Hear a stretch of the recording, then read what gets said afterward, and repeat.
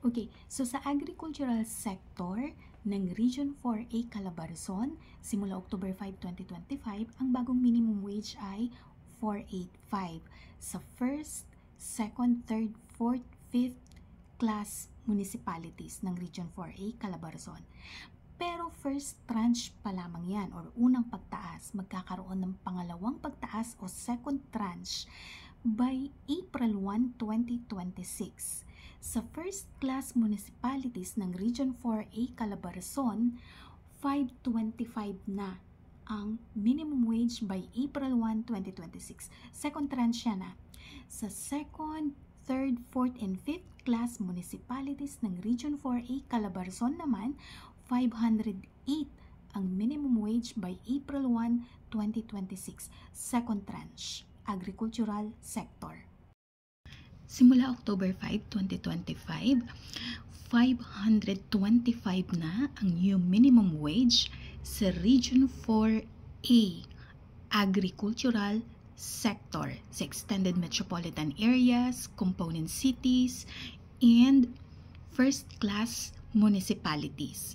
So sa probinsya ng Cavite, City of Bacoor, City of Dasmariñas, City of Imus, agricultural sector ito ha. Sa probinsya ng Laguna, Benyan, San Pedro, Laguna Technopark, agricultural sector, 525 simula October 5, 2025. Sa probinsya ng Rizal, Cainta, Antipolo, Taytay, agricultural sector, 525 simula October 5. Ganon din sa component cities. Sa probinsya ng Cavite, ang agricultural sector sa Cavite City, Carmona, General Trias, Tagaytay City at Trece Martires City ay 525 na ang new minimum wage simula October 5, 2025. Agricultural sector. Sa probinsya ng Laguna, Cabuyao, Calamba, Santa Rosa, San Pablo City, 525 na ang minimum wage sa agricultural sector simula October 5, 2025.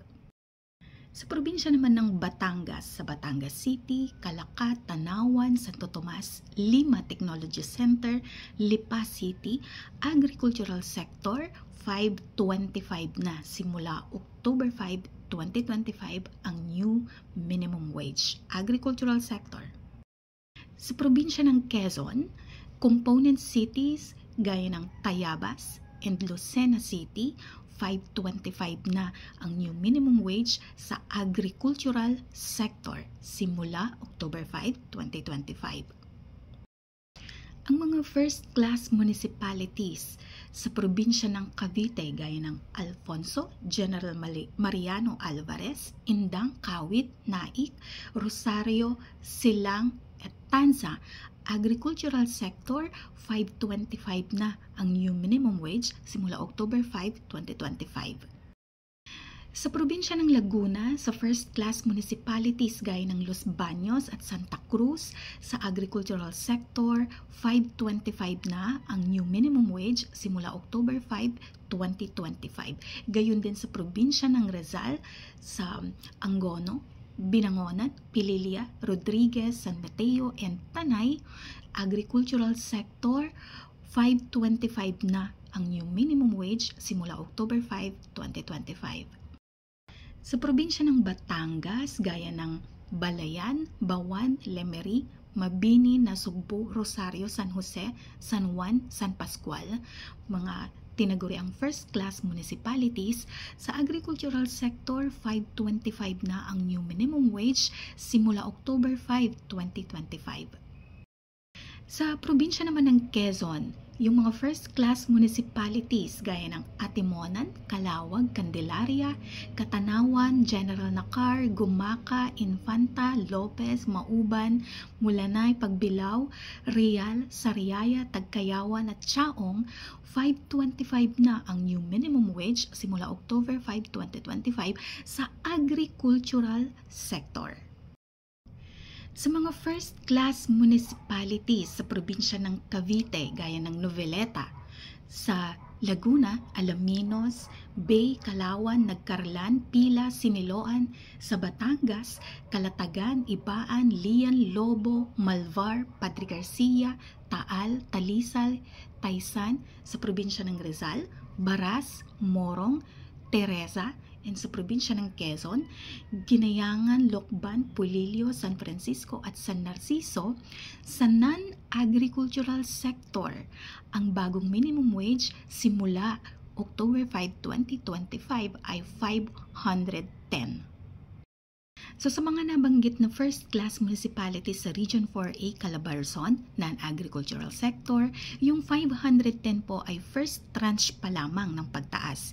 Magkakaroon po ng pangalawang pagtaas o second tranche by April 1, 2026. Magiging 550 na ang minimum wage sa first-class municipalities ng Region 4A Calabarzon. By April 1, 2026, non-agricultural sector, 550. Sa second to fifth class municipalities na classification sa probinsya ng Cavite, gaya ng Amadeo, General Emilio Aguinaldo, Magallanes, Maragondon, Mendez, Ternate. Sa probinsya ng Rizal, gaya ng Cardona at Halahala, 510 na ang new minimum wage non-agricultural sector simula October 5, 2025. Pero first tranche pa lamang yan. May second tranche pa na mangyayari sa April 1, 2026 pa. Sa second to fifth class municipalities sa probinsya ng Laguna, kagaya ng Cavite, Fami, Kalayaan, Liliw, Luisiana, Lumban, Mabitak, Magdalena, Mahayhay, Paite, Pagsanhan, Pakil, Pangil, Rizal, Santa Maria at Victoria, non-agricultural sector po, 510 na ang new minimum wage simula October 5, 2025. Pero first tranche pa lamang yan. Magkakaroon ng second tranche by April 1, 2026. Sa second to fifth class municipalities sa probinsya ng Batangas, kagaya ng Agoncillo, Alitagtag, Balete, Cuenca, Laurel, Mataas na Kahoy, San Luis, San Nicolas, Santa Teresita, Tingloy at Tuy, non-agricultural sector, 510 na ang new minimum wage simula October 5, 2025. First tranche yan. Magkakaroon ng second tranche o pangalawang pagtaas by April 1, 2026. Magiging 525 ang new minimum wage. Pero next year pa yon. Sa probinsya naman ng Quezon, yung mga second to fifth class municipalities kagaya ng Agdangan, Alabat, Buenavista, Bordeos, Dolores, General Luna, Sumalig, Macalelon, Padre Burgos, Panukulan, Nanongan, Perez, Plaridel, Pitogo, Quezon, Sampaloc, San Andres, San Antonio, and Unisan, ang new minimum wage ay 510 simula October 5, 2025, non-agricultural sector. First tranche po yan, unang pagtaas. Magkakaroon ng pangalawang pagtaas sa April 1, 2026 next year. Magiging 525 na ang new minimum wage sa April 1, 2026. Pero effective October 5, 2025, 510 ang new minimum wage sa mga nabanggit na second to fifth class municipalities ng Region 4A, Calabarzon.